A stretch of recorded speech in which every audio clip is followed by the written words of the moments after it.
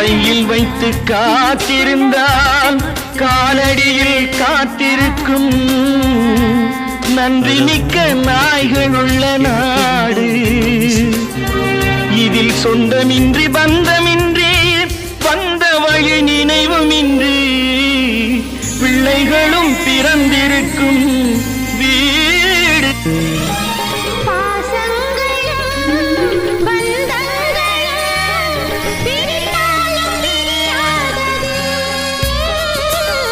காலங்களும் நேரங்களும்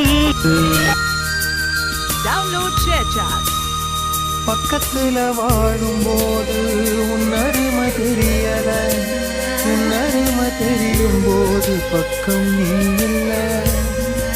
தன்னந்தனி படகு போல தத்தளிக்கும்